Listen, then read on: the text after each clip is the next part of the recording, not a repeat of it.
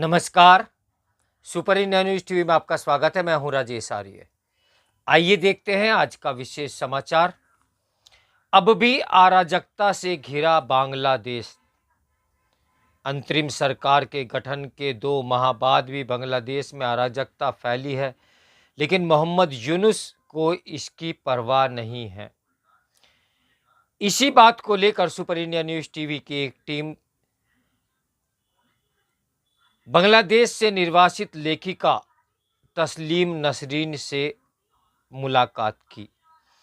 उन्होंने कहा कि बांग्लादेश में अंतरिम सरकार का गठन हुआ 2 माह से अधिक का समय हो गया है, लेकिन वहां से विचलित और चिंतित करने वाली खबरें आने का सिलसिला थम नहीं रहा है। यदि कभी मोहम्मद यूनुस से भेंट होती है तो यही पूछूंगी कि ऐसा क्यों है। 2005 में जब फ्रांस में उनसे मुलाकात हुई थी तो उन्होंने बार बार मुझसे कहा था बांग्लादेश लौट आइए। मैंने कहा था कैसे लौटूं, मुझे तो वहाँ की सरकार आने ही नहीं देती। इस पर उन्होंने कहा था आने ना देने का क्या मतलब है, यह तो आपका ही देश है। अपने देश में जाना और रहना आपका जन्मसिद्ध अधिकार है। इस अधिकार को वंचित या बाधित करने का अधिकार किसी सरकार के पास नहीं है। मैंने दुखी मन से कहा था कि मैं तो कितनी बार दूतावास जा चुकी हूँ, न तो मुझे वहाँ का वीज़ा दिया जाता है और न ही मेरा पासपोर्ट रिन्यू होता है। उन्होंने मेरी मदद करने का वादा किया था। अब यह जानने की इच्छा हो रही है कि उन्होंने मेरे साथ क्या कुछ किया होगा। शायद तब कई कारणों से मेरे हित में कुछ करना उनके लिए संभव नहीं रहा होगा, लेकिन अब तो वह सत्ता के सर्वोच्च शिखर पर हैं। अब तो सब कुछ उनके हाथ में ही है। क्या वे डर रहे हैं? उनके आसपास जो लोग हैं वे सब कट्टरपंथी हैं। ये बात मुझसे बेहतर वे जानते हैं कि क्या उन्हें डर लग रहा है कि मेरी मदद करने पर नए जिहादी दोस्त कहीं उनसे नाराज न हो जाएं। आखिर इस उम्र में वे किनके साथ खड़े हैं? क्या उन्हें अफसोस नहीं हो रहा है?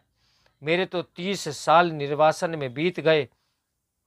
बाकी जिंदगी जितनी उम्र बची है वह भी इसी तरह गुजर जाएगी। कम से कम मैं इस गर्व के साथ मर सकूंगी कि अपनी सुख सुविधा के लिए कभी मैंने अपने शत्रुओं के साथ समझौता नहीं किया। क्या वह भी इस तरह गर्व महसूस कर सकेंगे? सबको पता है कि मोहम्मद यूनुस मेरी बातों का जवाब नहीं देंगे। बांग्लादेश में क्या हो रहा है? जो भी आदमी पसंद नहीं आ रहा है उसे हत्या के झूठे मामले में फंसाकर गिरफ्तार किया जा रहा है। भिन्न राजनीति विचार को बर्दाश्त नहीं किया जा रहा है। विरोधियों को या तो मार डाला जा रहा है या जेल में डाल दिया जा रहा है। विषमता विरोधी छात्रों ने अपने मेधावी होने का नकाब उतार फेंका है। वे न तो मेधावी छात्र हैं और न ही विषमता विरोधी, उल्टे वे विषमता के ही पक्षधर हैं। इसलिए हिंदुओं समेत अन्य अल्पसंख्यकों का उत्पीड़न जारी है। हसीना सरकार की जगह जमात इस्लामी एनजीओ सरकार ने ले ली है। इस सरकार के लोग अपने असली चेहरे के साथ सामने हैं। ये जमात इस्लामी के छात्र संगठन शिविर और हिजबुल तहरीर संगठन के लोग हैं। जर्मनी, रूस, ऑस्ट्रेलिया, अमेरिका, मिस्र, जॉर्डन, सऊदी अरब, कजाकिस्तान, उज्बेकिस्तान और ताजिकिस्तान समेत अनेक देशों ने हिजबुल तहरीर पर प्रतिबंध लगा रखा है।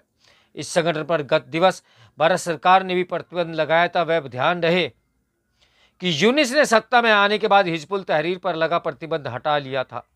यूनुस हिजबुल तहरीर के नेताओं को साथ लेकर अमेरिका गए थे। वहाँ ऐसे ही एक नेता महफूज आलम की भूरी भूरी प्रशंसा करते हुए कह रहे थे कि बांग्लादेश के जन आंदोलन की पटकथा इन्होंने ही लिखी है। साफ है कि वे कथित जन आंदोलन अचानक हुई कोई क्रांति नहीं है। विडंबना यह है कि इस्लामी आतंकियों का सफाया करने के लिए जिस अमेरिका ने लाखों डॉलर खर्च किए वही इस कथित क्रांति पर ताली बजा रहा है। पूर्व अमेरिकी राष्ट्रपति बिल क्लिंटन कुछ ज्यादा ही खुश हैं। महफूज आलम ने छात्र का वेश धरकर पूरे बांग्लादेश को मूर्ख बनाया और यूनुस उसे महान क्रांतिकारी बताकर लोगों को मूर्ख बना रहे हैं। आखिर वे ये कैसे नहीं देख रहे हैं कि बांग्लादेश के दुर्गा पूजा पंडालों में इस्लामिक कट्टरपंथी जिहादी तराने गा रहे हैं। बांग्लादेश की जेलों में बंद तमाम अतिवादियों आतंकवादियों की यूनुस सरकार ने रिहा कर दिया। कुछ दिन पहले ही आतंकी संगठन जमायतुल अंसार फिल हिंदाल शक्किया के 32 सदस्यों को रिहा किया गया। अगर यूनुस सचमुच बांग्लादेश से प्यार करते हैं तो वहां जारी मॉब लिंचिंग के सिलसिले को खत्म करने के बारे में सोचते। ये याद रहे कि बांग्लादेश से घृणा करने वाले और 1971 में बांग्लादेश को बॉटमलेस बास्केट कहने वाले हेनरी किसिंजर को भी नोबेल पुरस्कार मिला था। यूनिस भी नोबेल पुरस्कार विजेता हैं, मगर इसका मतलब ये कतई नहीं कि वह बांग्लादेश से बहुत प्यार करते हैं। हिजबुल तहरीर का सरगना महफूज आलम क्या मोहम्मद यूनिस का विशेष सहयोगी है या यूनिस ही महफूज आलम के विशेष सहयोगी हैं?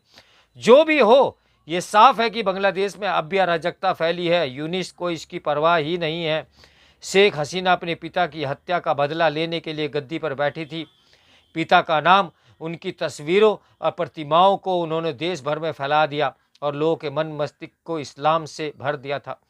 उन्होंने सोचा था कि इससे देशवासियों को सोचने समझने की शक्ति कुंद हो जाएगी और वह अनंत काल तक सत्ता पर बैठी आराम फरमाएगी। उन्होंने सोचा भी नहीं था कि मजहब कट्टरता के नशे में बेसुध तमाम लोग एक दिन जब जिहादी बन जाएंगे, तब गोली चलाकर उनसे कुछ तो मारा जा सकता है, लेकिन सबको नहीं। जिस सांप को उन्होंने पाला पोसा था, उसके फन उठाते ही उन्हें देश छोड़कर भागना पड़ा। यदि यूनुस ने अभिव्यक्ति की स्वतंत्रता और पंथ निरपेक्षता बहाल करने की कोशिश की, तो जिहादी सांप उन्हें भी डसेंगे। हसीना से बदला लिए जाने के बाद चुनाव की व्यवस्था करके जितनी जल्दी वह अपनी जिम्मेदारी से मुक्त हो जाएं, उनके लिए उतना ही अच्छा होगा। उन्हें याद रखना चाहिए कि 30 लाख शहीदों के खून के बदले बांग्लादेश को आज़ादी मिली थी। उस आज़ादी को उलट देने की वह चाहे कितनी भी कोशिश कर ले, पर सफल नहीं होगी। उनके नाम पर देश चला रहे जिहादियों को तो लाभ मिल ही रहा है। जमात शिविर और रजाकार समूहों समेत तमाम कट्टरपंथी संगठनों को भी लाभ मिल रहा है।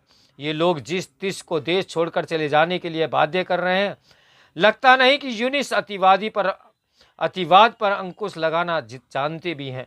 अगर जानते तो बांग्लादेश इतना अशांत ना होता।